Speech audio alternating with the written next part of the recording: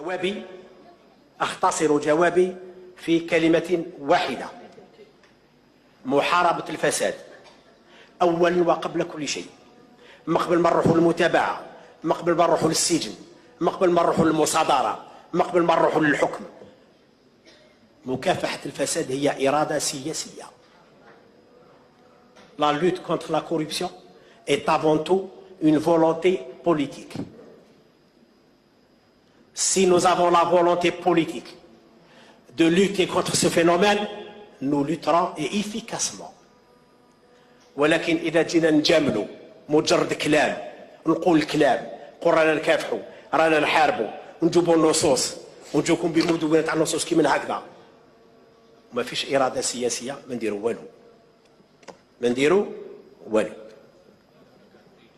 إذا السؤال مطروح: هل هنالك إرادة سياسية حقيقية لمواجهة هذه الظاهرة الهدامة والفتاكة أم لا؟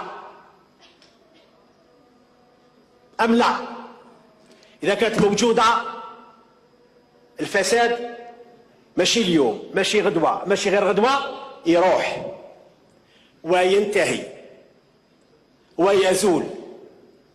أما إذا كان عكس ذلك، ما فيش إرادة سياسية، تجيب 60 قانون، تجيب 100,000 مادة قانونية، تجيب عباقرة تاع ضباط الشرطة القضائية، عباقرة نتاع القضاة،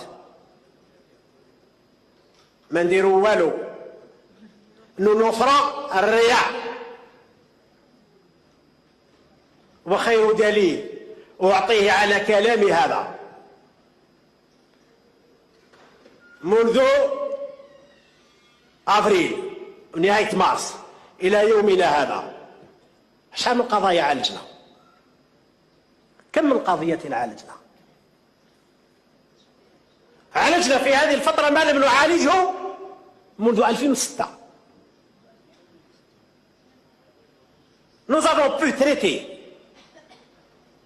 dans ce laps de temps assez réduit autant, si ce n'est pas plus d'affaires que nous avons traitées depuis 2006. علاش تتكلم على 2006؟ تاريخ ظهور قانون مكافحة الفساد. واش تغير؟